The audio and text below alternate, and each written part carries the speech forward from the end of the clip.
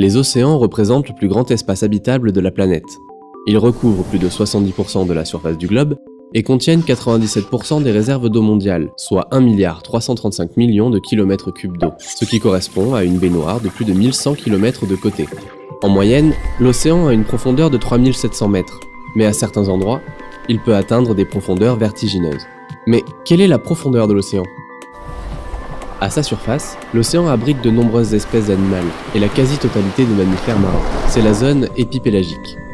La baleine bleue vit généralement à une profondeur de 100 mètres, dans une zone où la lumière du soleil permet encore un foisonnement de vie et de nourriture.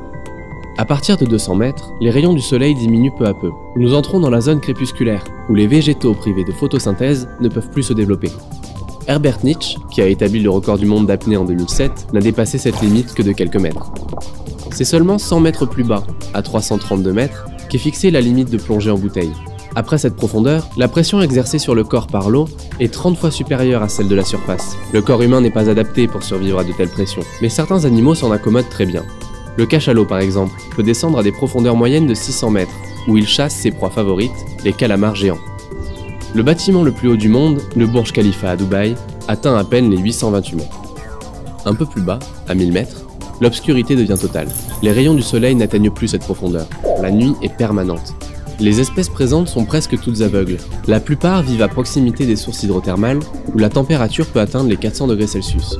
C'est à cette profondeur, à 3000 mètres, que la baleine à bec de Cuvier vient chasser. Cette baleine est le mammifère capable de plonger le plus profond. L'épave du Titanic repose, elle, par 3821 mètres de fond. Elle a été découverte en 1985, soit plus de 73 ans après son naufrage. À de telles profondeurs, les conditions extrêmes auront raison de l'épave, qui devrait disparaître d'ici 2030. La zone abyssale commence à 4000 mètres. C'est une des zones les plus profondes de l'océan, abritant une biodiversité encore mal connue. 6000 mètres marquent l'entrée de la zone Hadal, spécifique des fosses océaniques. La fosse la plus profonde du monde est celle des Mariannes, dans l'océan Pacifique. Le mont Everest, la plus haute montagne de la Terre culminant à 8848 mètres, pourrait venir en entier, et il resterait plus de 2000 mètres de profondeur avant d'atteindre le fond de la fosse. En 2012, le réalisateur James Cameron a mené une expédition au point le plus profond du globe, Challenger Deep. Il a atteint la profondeur de 10 828 mètres à l'aide d'un sous-marin monoplace. Mais le cinéaste n'a pas pour autant battu le record, toujours détenu par le Suisse Jacques Piccard. Il a réussi en 1960 l'exploit d'atteindre 10 916 mètres, le fond de Challenger Deep, avant qu'une fissure sur son hublot ne l'oblige à regagner la surface. Depuis, des robots autonomes ont été envoyés pour étudier cette région reculée de l'océan, découvrant à chaque exploration de nouvelles espèces animales inconnues. Selon les dernières estimations, nous ne connaîtrions que 5 à 10% des profondeurs marines.